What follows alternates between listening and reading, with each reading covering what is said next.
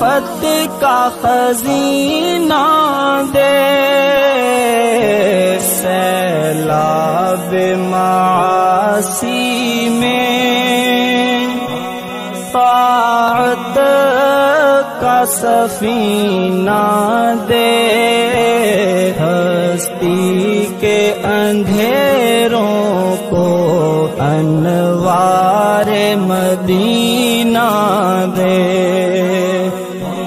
फिर दहर में फैला दे ईमान का उजियारा, दरबार में हाजिर है एक बंदाए आवारा।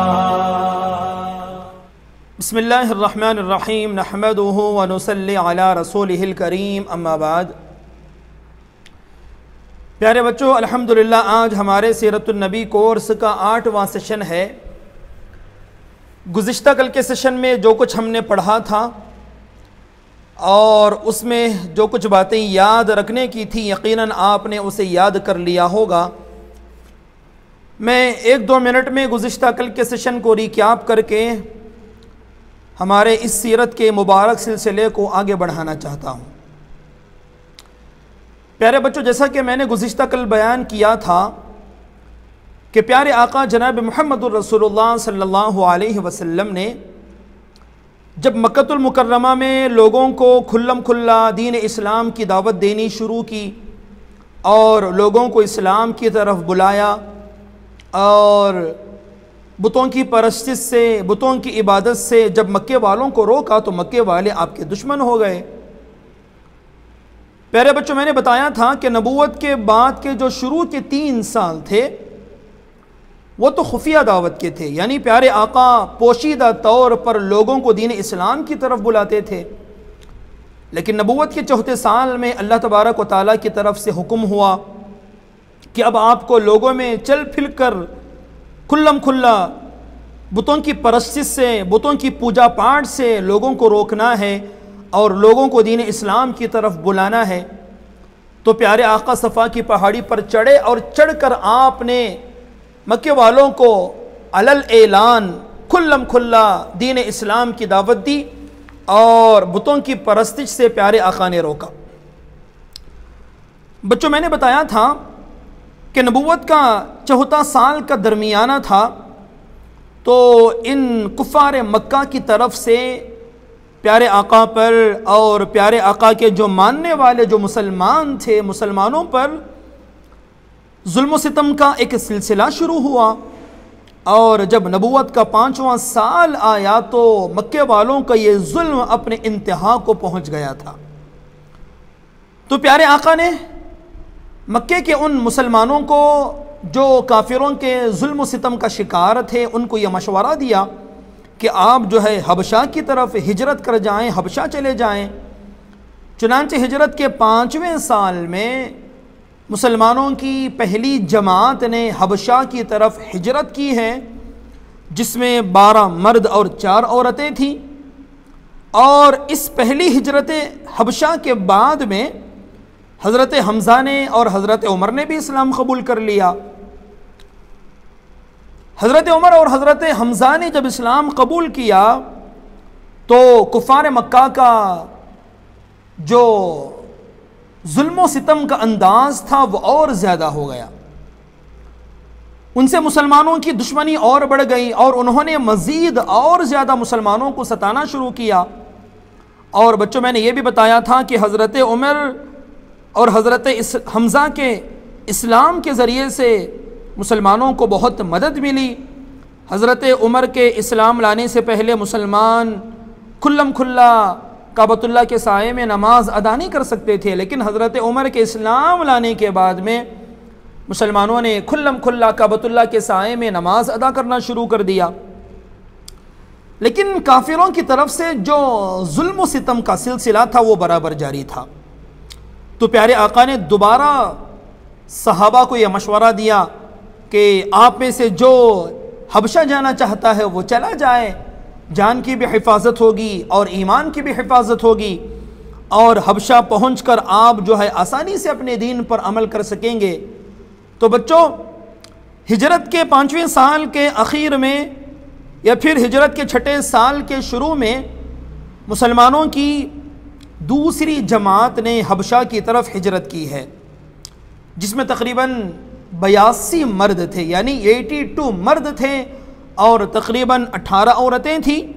तो गोया कि ये 100 अफराद का एक काफ़िला था जो सिर्फ़ अपने जान की और ईमान की हिफाजत की खातिर और कुफ़ार मक्का के जुल्म व सितम से तंग आकर इन्होंने मक्का छोड़ने का फ़ैसला किया और ये लोग जो है हबशा की तरफ हिजरत करके चले गए। बच्चों, मैंने बताया था कि हबशा का जो बादशाह था जिसका नाम था असहमा और जिसका लक़ब था नजाशी, वो दरअसल ईसाई बादशाह था, लेकिन उसके नेक नामी के बहुत चर्चे थे। मुसलमानों की जमात, दूसरी जमात जब हबशा की तरफ हिजरत कर गई तो काफिरों को यह बात हज़म न हुई। चुनांचे कुफ़ार मक्का ने यह मशवरा किया कि हमें किसी न किसी तरह हबशा का जो बादशाह नजाशी है उससे अपना राबता करना चाहिए और नजाशी बादशाह को मुकम्मल हालात बताकर हम जो मुसलमान हिजरत करके हबशा चले गए हैं उन्हें वापस लाना चाहिए। चुनांचे उन्होंने मशवरा करके 2 आदमियों को इसके लिए तैयार किया, जिनमें से एक थे अमर इब्न आस और दूसरे थे अब्दुल्ला बिन रबिया। चुनांचे अमर इब्न आस और अब्दुल्ला बिन रबिया को कुफ़ार मक्का ने बहुत सारे तोहफ़े तहाइफ देकर इनको हबशा की तरफ रवाना किया।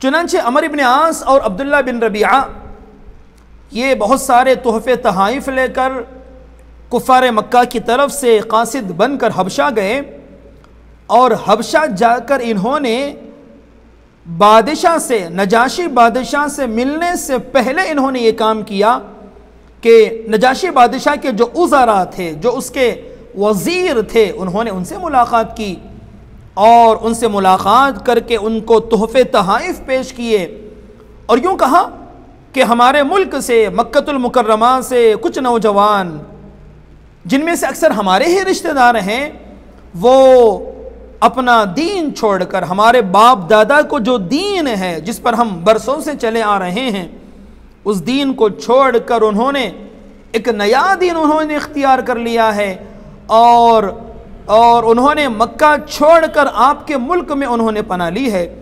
लिहाजा हम चाहते हैं कि कल हम बादशाह के दरबार में ये तकाज़ा करेंगे कि हमारे उन नौजवानों को हबशा से बाहर निकाल दिया जाए, उन्हें हमारे हवाले कर दिया जाए। उन्होंने कहा कि जब हम बादशाह से तकाज़ा करेंगे तो आप हमारी तरफ से सिफारिश करना। चुनांचे इस तरह उन्होंने नजाशी बादशाह से मुलाकात से पहले उन्होंने नजाशी बादशाह के जो उज़रा थे उनको उन्होंने तैयार कर लिया। उसके बाद वो दूसरे दिन नजाशी बादशाह के दरबार में हाजिर हुए और जाकर उन्होंने अपना मुद्दा रखा। चुनांचे अमर इब्न आस और अब्दुल्ला बिन रबिया ने कहा कि हम मक्कतुल मुकर्रमा के सरदारों की तरफ से, वहाँ के रईसों की तरफ से हम कासिद बनकर आपके दरबार में आए हैं और हमारा मसला ये है कि हमारे कुछ नौजवान उन्होंने हमारे दीन को छोड़कर एक नया दीन उन्होंने इख्तियार कर लिया है। और ताज्जुब यह है कि उन्होंने हमारे आबा व अजदाद के दीन को छोड़ा, हमारे बाप दादा के दीन को छोड़ा, तो उन्होंने आपके दीन को भी इख्तियार उन्होंने नहीं किया, उन्होंने एक नया दीन उन्होंने अपना लिया है। और लिहाजा हम चाहते हैं कि आप जो है इन नौजवानों को आप अपने मुल्क से बाहर निकालें और इन्हें अपने हमारे हवाले कर दें। और इन नौजवानों के चचाओं ने और इनके बड़ों ने हमें यह पैगाम देकर आपके पास भेजा है। प्यारे बच्चों, बादशाह नजाशी ने जब इनकी बात सुनी तो बादशाह ने सिर्फ इनकी बात सुनकर बादशाह ने कोई फ़ैसला नहीं किया, बल्कि बादशाह ने कहा कि मुझे जो मुसलमान जो मेरे मुल्क में इस वक्त आ गए हैं, मुझे उनकी भी बात सुननी चाहिए। चुनांचे नजाशी बादशाह ने उन मुसलमानों को जो मुसलमान मक्के से हिजरत करके हबशा चले गए थे और हबशा में इत्मीनान से रह रहे थे, चुनांचे नजाशी बादशाह ने उनको अपने दरबार में बुलाया। चुनांचे मुसलमानों को जब इसकी खबर मिली कि बादशाह ने हमें बुलाया है और कुफार मक्का की तरफ से अमर इब्न आस और अब्दुल्ला बिन रबीआ ये हमें वापस लेने के लिए आए हैं, तो मुसलमानों ने मशवरा किया कि अब हमें क्या करना चाहिए।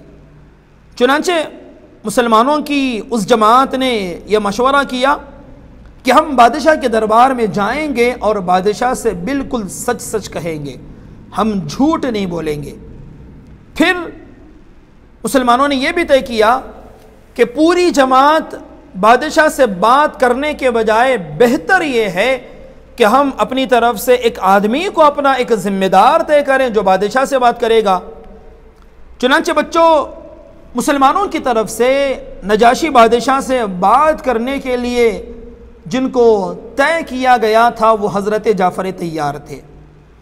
प्यारे बच्चों, ये जो जाफ़र तैयार हैं ये हज़रत अली के भाई हैं, सगे भाई हैं और अबू तालिब के बेटे हैं।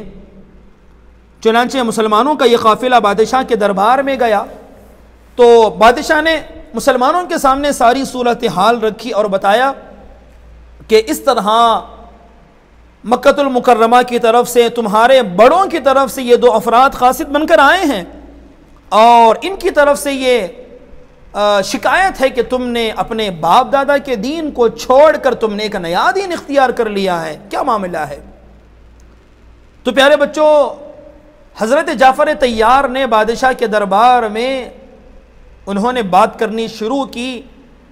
बच्चों यकीन माने, हज़रत जाफ़र तैयार ने बादशाह के दरबार में जो तकरीर की है वो इतनी मुअस्सिर थी और हज़रत जाफ़र तैयार ने जो कहा मैं उसका आपको खुलासा पेश करता हूँ। चुनांचे हज़रत जाफ़र तैयार ने कहा कि बादशाह सलामत, हमारा ये मामला है कि हम जिस माहौल में रहते थे, यानी मक्कतुल मुकर्रमा का जो माहौल जहाँ हम रहते थे, वहाँ हमारी हालत ये थी कि हम बुतों की पूजा करते थे, हम बुतों की परस्तिश करते थे, हम मुर्दार खाते थे, हम बदकारी करते थे, हम चोरी करते थे। हमें से जो ताकतवर था वो कमज़ोरों पर जुल्म करता था और हमारी जिहालत की इंतहा ये थी कि हमारे मुआशरे में बेटी की पैदाइश को बाइसे आर समझा जाता था, यानी बेटी की पैदाइश को हम लोग ये बाइसे शर्म समझते थे और मासूम बच्चियों को जिंदा दफन कर दिया जाता था। इस तरह हमारे अंदर इतनी ज़्यादा जिहालत थी, हम लोगों को सूद पर पैसा देते थे, गोया कि हर तरह की बुराई हमारे अंदर मौजूद थी। फिर हज़रत जाफ़र तैयार ने कहा कि बादशाह, ऐसे जिहालत के ज़माने में अल्लाह ने हमारे दरमियान एक नबी को भेजा, उस नबी ने हमें बुतों की इबादत से रोका, एक अल्लाह की तरफ हमें बुलाया। उन्होंने हमें हर किस्म की बुराइयों से रोका, चोरी करने से, झूठ बोलने से और जुल्म करने से और मासूम बच्चियों को जिंदा दफन करने से उन्होंने रोका। और बादशाह सलामत, उन्होंने हमें अच्छी बातों का हुक्म दिया, उन्होंने हमें बताया कि हम सच बोलें, हम दूसरों की मदद करें, हम दूसरों के काम आ जाएं। लिहाजा उनकी ये बातें अच्छी लगी तो हमने उनकी बातों को कबूल कर लिया। लेकिन हमारे इन बड़ों को इस तरह उस नबी की अच्छी बातों को सुनकर उस पर अमल करना इन्हें पसंद न आया और इन्होंने हम पर जुल्म व सितम शुरू कर दिया। तो बादशाह सलामत, इन लोगों की तरफ से इतना ज़्यादा जुल्म हुआ कि हम मजबूर हो गए और हम मजबूर होकर आपके मुल्क में पनाह लेने के लिए हम आ गए हैं। बच्चों, बादशाह ने हज़रत जाफ़र तैयार की तकरीर सुनी तो बादशाह ने हज़रत जाफ़र से कहा कि क्या तुम्हारे नबी पर तुम्हारे रब की तरफ से कुछ कलाम नाजिल हुआ है? तो हज़रत जाफ़र तैयार ने कहा कि हाँ, हमारे नबी पर अल्लाह की तरफ से वही नाजिल होती है। तो बादशाह ने पूछा, क्या तुम्हारे पास उसका कुछ हिस्सा मौजूद है? तो हज़रत जाफ़र तैयार ने बादशाह के दरबार में सूरह मरियम पढ़कर सुनानी शुरू की।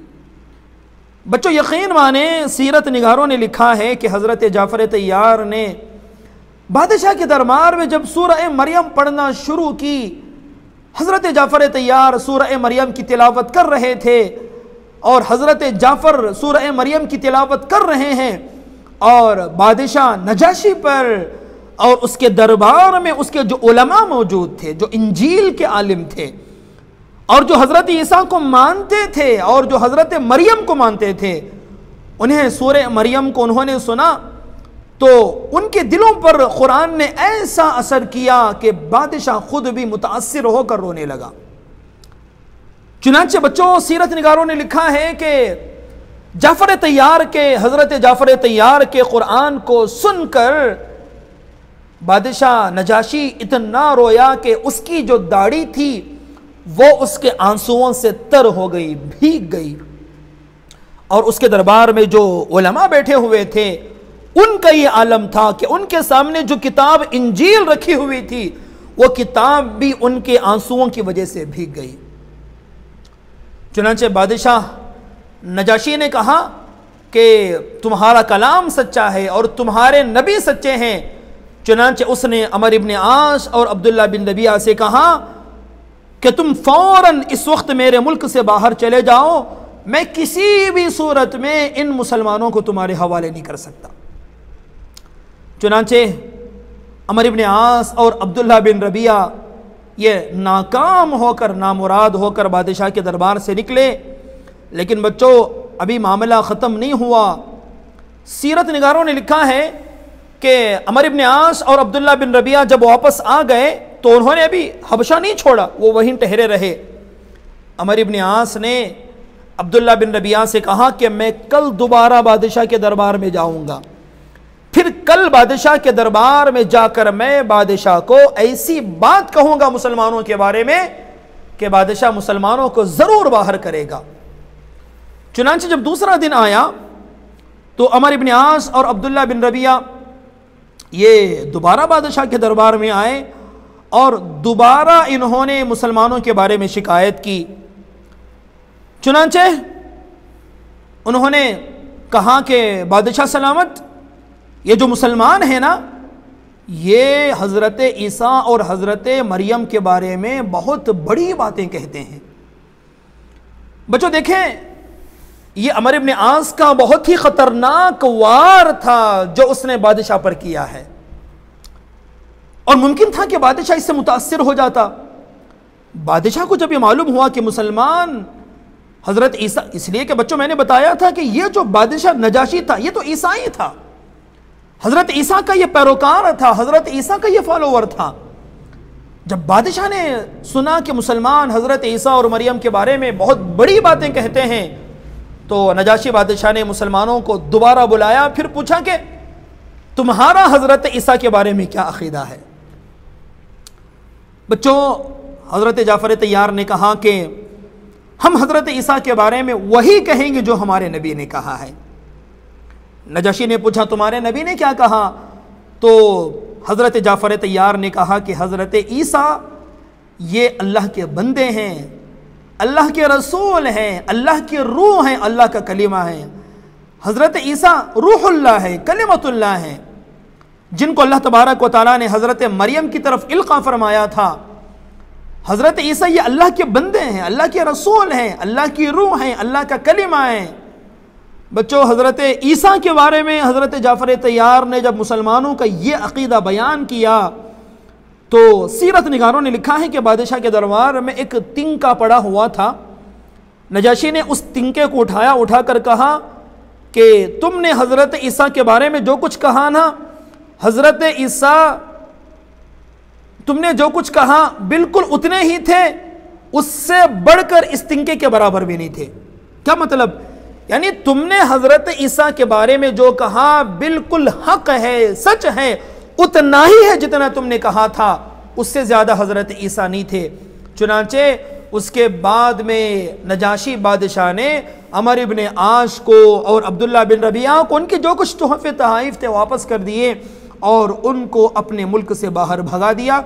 इस तरह मुसलमानों को अल्लाह तबारक व तआला ने ज़बरदस्त कामयाबी दी और मुसलमान, बहुत सारे मुसलमान सुकून के साथ, अमन के साथ हबशा में रहने लगे।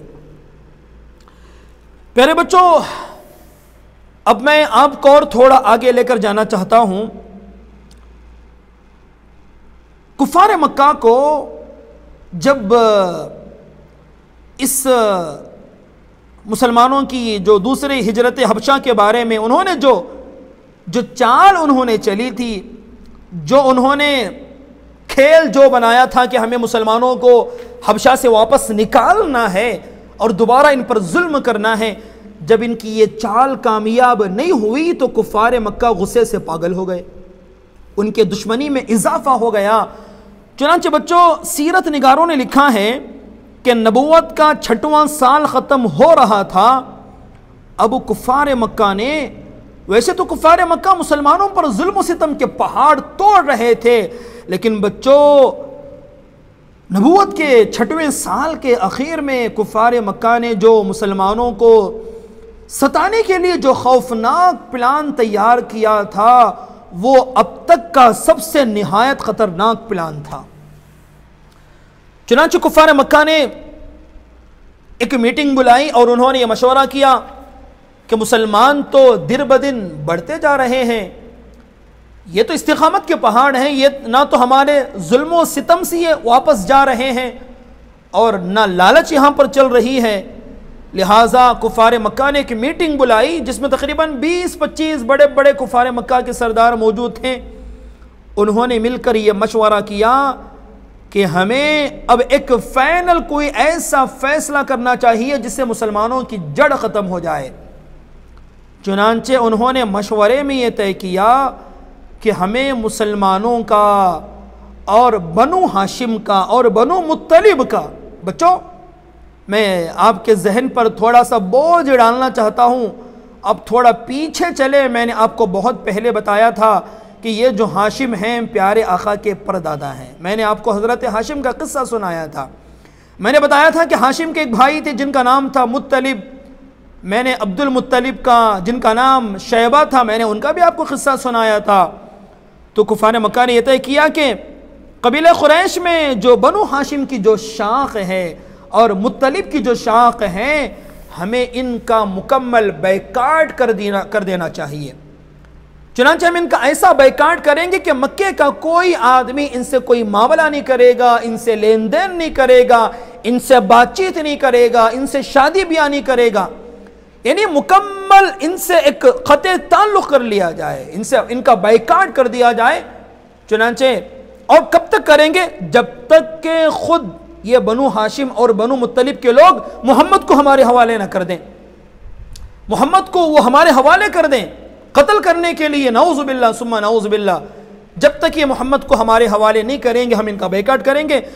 चुनांचे सीरत निगारों ने लिखा है कि इस तरह से मशवरा करके एक मुआहदा किया गया और एक मुआहदे को बाकायदा बच्चों तहरीर में लिखा गया, उसे बाकायदा लिखा गया जिसमें ये बातें सारी शामिल थी कि मक्के का कोई आदमी बनु हाशिम से, बनु मुत्तलिब से और मुसलमानों से कभी बात नहीं करेगा, उनसे मामला नहीं करेगा, उनसे शादी ब्याह नहीं करेगा, इनका मुकम्मल बैकाट कर देना चाहिए। बच्चों सीरत निगारों ने लिखा है कि इस तरह की एक तहरीर लिखकर काबतुल्लाह के दीवार पर लटका दी गई।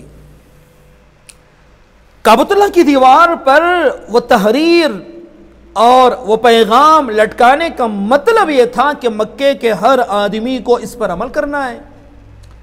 चुनांचे हिजरत का 6वां साल ख़त्म होकर नबुव्वत का 6वां साल ख़त्म होकर नबुव्वत का 7वां साल शुरू हो रहा था, तो ऐसे मौके पर मुसलमानों का मुकम्मल बैकाट कर दिया गया। बच्चों जिनका बैकाट किया गया है उनमें सिर्फ मुसलमान नहीं थे बल्कि बनु हाशिम के वो लोग भी मौजूद थे जिन्होंने इस्लाम तो कबूल नहीं किया था, लेकिन वो प्यारे आका के ख़ानदान के लोग थे, उनके रिश्तेदार थे, प्यारे आका के रिश्तेदार थे। चुनांचे हिजरत का जब 7वां साल, नबुव्वत का जब 7वां साल शुरू हुआ है, तो मक्के वालों के बैकाट करने की वजह से अबू तालिब पूरे अपने रिश्तेदारों को लेकर एक घाटी में बंद हो गए।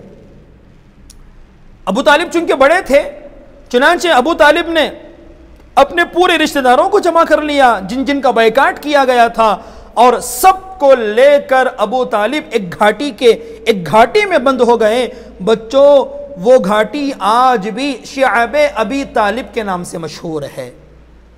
शिआब का मतलब होता है घाटी, और शिआब अबी तालिब का मतलब होता है अबू तालिब की घाटी। बच्चों, इस घाटी में मुसलमानों ने 3 साल गुजारे हैं। ये 3 साल मुसलमानों के लिए इंतहाई ख़तरनाक थे। क्यों? इसलिए कि शुरू में उनके पास जो कुछ खाना पानी मौजूद था, गल्ला मौजूद था, मुसलमान उसे इस्तेमाल करते रहे। लेकिन चलते चलते मुसलमानों का गल्ला खाना पानी जब ख़त्म हुआ तो बच्चे भूख से बिलखते थे उस घाटी के अंदर। क्यों? इसलिए कि बाहर से कोई चीज़ अंदर जा नहीं सकती थी। मक्के वालों ने ऐसा बैकाट किया था कि कोई बात नहीं करता था, और कोई खाने पीने की चीज़ें पहुंचाता नहीं था, और कोई चीज़ लेन देन भी नहीं करता था। तो जिसकी वजह से अबू तालिब, हज़रत खदीजा, पूरे मुसलमान और प्यारे आका के जितने रिश्तेदार हैं सिवाय अबू लहब के पूरे मुसलमान उस घाटी में बंद हो गए। और बच्चों, मुसलमानों ने उस घाटी के अंदर तकरीबन 3 साल गुजारे हैं, और ये 3 साल मुसलमानों के लिए इंतहाई ख़तरनाक थे। घाटी के अंदर मुसलमान मौजूद थे, खाने पीने की चीज़ें ख़त्म हुई तो मुसलमानों की हालत इतनी बुरी हो गई कि मुसलमानों के बच्चे और औरतें जब घाटी के अंदर भूख से रोते थे, बिलखते थे, तो उसकी आवाज़ बाहर तक निकलती थी, लेकिन उन जालिमों को उन बच्चों पर रहम नहीं आता था। चुनांचे मुसलमान इतने मजबूर हो गए कि मुसलमान सूखा चमड़ा खाकर अंदर ज़िंदगी गुजारने लगे। लेकिन बच्चों, याद रखना, जुल्म का एक ना एक दिन खातिमा ज़रूर होता है, और अल्लाह तबारक व तआला जालिम को ज़रूर पकड़ते हैं। बच्चों, ज़िंदगी में कभी जालिम ना बनना, जुल्म ना करना। जुल्म अल्लाह तबारक व तआला को हरगिज़ पसंद नहीं है, और अल्लाह तबारक व तआला जालिम को मोहलत तो देते हैं, छूट देते हैं, लेकिन अल्लाह तबारक व तआला जब जालिम को पकड़ते हैं तो फिर अगली पिछली बराबर कर देते हैं। चुनांचे 3 साल का अरसा गुजर गया। नबूवत के 7वें साल में मुसलमान घाटी में गए हैं। नबूवत का 7वां साल, 8वां साल, 9वां साल, 3 साल मुकम्मल मुसलमानों ने उस घाटी में गुजारे हैं। 3 साल ख़त्म हो रहे थे और नबूवत का 9वां साल ख़त्म हो रहा था। अल्लाह तबारक व तआला की तरफ से मदद आई। चुनांचे अल्लाह तबारक व तआला ने उन लोगों में फूट डाल दी, यानी जिन लोगों ने मुसलमानों को बाइकाट करने के लिए, जिन्होंने तहरीर लिखी थी, जिन्होंने अग्रीमेंट बनाया था, जिन्होंने मुआहदा बनाया था, अल्लाह तबारक व तआला ने उन्हीं के दिलों में फूट डाल दी। वैसे कुछ काफिर पहले से भी इसके खिलाफ थे, पहले से भी मुसलमानों का इस तरह से बाइकाट करना उन्हें पसंद नहीं था। चुनांचे अल्लाह तबारक व तआला ने कुछ लोगों को जरिया बनाया, जिनमें से सरेदस्त हिशाम बिन उमर हैं, और ज़ुहैर बिन उमैया, मुतइम बिन अदी, अबुल बुख्तरी और ज़मआ बिन अस्वद। ये 5 गर्चे की ये लोग काफिर थे, लेकिन सबसे पहले इन्होंने पहल की और इन्होंने कोशिश करके इन्होंने ये तय किया कि मुसलमानों से बाइकाट को ख़त्म करना चाहिए। अरे वो मुसलमान हो गए तो क्या हुआ, वो तो हमारे ही रिश्तेदार हैं। इस तरह उनसे ख़ते ताल्लुक़ कर देना, बातचीत ख़त्म कर देना, ये अच्छी बात नहीं है। चुनांचे अल्लाह तबारक व तआला ने उन्हीं के दरमियान में फूट डाल दी। ये 5 के 5 अफराद अबू जहल के पास गए, जाकर अबू जहल को बताया कि मुसलमानों पर जो बाइकाट जो मुसलमानों का किया गया है, इसको ख़त्म होना चाहिए। चुनांचे सीरत निगारों ने लिखा है कि हरम में ये लोग बैठकर मुसलमानों के बाइकाट को ख़त्म करने के सिलसिले में गुफ्तगू कर रहे थे, और अबू जहल मुखालफत कर रहा था बाइकाट की, नहीं उनका बाइकाट होना चाहिए। तो उसी वक्त प्यारे आका ने अपने चचा अबू तालिब को बताया कि चचा, हमें बाइकाट करके जो तहरीर लिखी गई थी और जिसे काबतुल्लाह की दीवार पर लटकाया गया था, तो प्यारे आका ने बताया कि चचा, अल्लाह तबारक व तआला की तरफ से ये मदद आई कि उस पूरी तहरीर को दीमक ने चाट कर ख़त्म कर दिया है। बच्चों आपने देखा होगा कि बास पुराने घरों में खंडरात में छोटे से सफ़ेद कीड़े नज़र आते हैं जिनको आम ज़बान में दीमक कहा जाता है, और पता नहीं आप अपनी ज़बान में क्या कहते होंगे। पुराने खंडरात में ये छोटे छोटे कीड़े जो लकड़ी को खा जाया करते हैं, चुनांचे अल्लाह तबारक व तआला ने दीमक को उस तहरीर पर मुसल्लत कर दिया और दीमक ने उस पूरी तहरीर को चाट कर खा कर ख़त्म कर दिया। और प्यारे आका ने बताया कि चचा उसमें सिर्फ अल्लाह का नाम बाकी है। काफिरों जो उसमें शुरू में अल्लाह का नाम लिखा था, क्यों बच्चों मैंने बताया था कि ये जो कुफार मक्का जो थे ये अल्लाह तबारक व तआला को मानते थे, लेकिन ये अल्लाह के साथ में 360 बुतों को शरीक करते थे। उन्होंने अल्लाह का नाम लिखा था शुरू में। तो चुनांचे अबू तालिब ने जब ये खबर सुनी, हालांकि वो तहरीर अंदर महफूज थी, किसी की नज़र उस पर नहीं पड़ती थी, अबू तालिब ने प्यारे आका से जब ये बात सुनी तो अबू तालिब को यकीन आ गया कि मेरा भतीजा तो सच्चा है। चुनांचे अबू तालिब हरम में गए और जहाँ पर काफिरों की मजलिस लगी हुई थी, अबू तालिब ने जाकर कहा कि मेरे भतीजे ने बताया कि तुमने जो तहरीर लिखकर काबतुल्लाह की दीवार पर लगाई थी, दीमक ने उसे खाकर ख़त्म कर दिया है, सिर्फ अल्लाह का नाम बाकी है, खोल कर देख लो। अगर मेरा भतीजा अगर झूठा है तो मैं तुम्हें उनके अगर मेरा भतीजा झूठा है तो मैं उसे तुम्हारे हवाले कर दूंगा, अगर वो सच्चा है तो तुम्हें यह बैकाट ख़त्म करना चाहिए। चुनांचे दूसरी तरफ उन्हीं के दरमियान इख्तिलाफ हो गया था। चुनांचे मुतइम बिन आदी उठा और उसने जाकर काबतुल्लाह से वो तहरीर उतारी, तो कुफ्फार ये देखकर हैरान रह गए कि वाक़ियतन दीमक ने पूरी तहरीर को खाकर ख़त्म कर दिया था और सिर्फ एक अल्लाह का नाम उसमें बाकी था। इस तरह से बच्चों तकरीबन 3 साल के बाद अल्लाह तबारक व तआला की तरफ से मदद आई और मुसलमानों को जो बैकाट किया गया था वो बैकाट मुसलमानों पर से ख़त्म हुआ। और नबूवत के 90वें साल के आखिर में या फिर नबूवत के 10वें साल के बिल्कुल शुरू में मुसलमान अबू तालिब प्यारे आका सारे के सारे घाटी से बाहर निकल कर आए।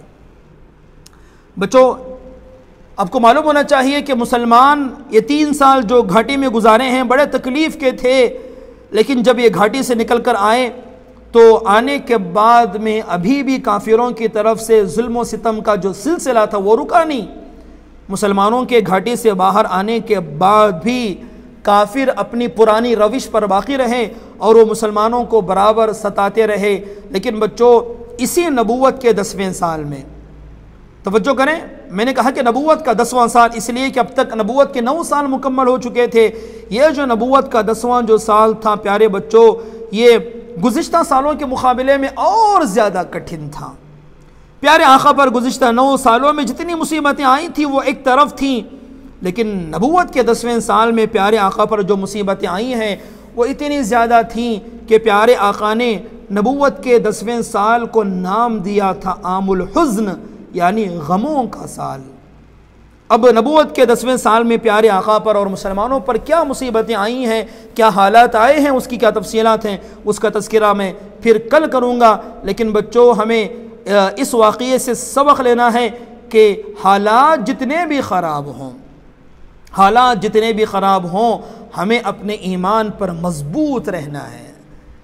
अल्लाह तबारक व तआला की मोहब्बत को, प्यारे आका की मोहब्बत को, कुरान की मोहब्बत को, इस्लाम की मोहब्बत को अपने दिल में रखना है। हालात जितने भी बुरे हो जाएं अल्लाह के लिए बर्दाश्त करना है और मजबूती के साथ जम जाना है।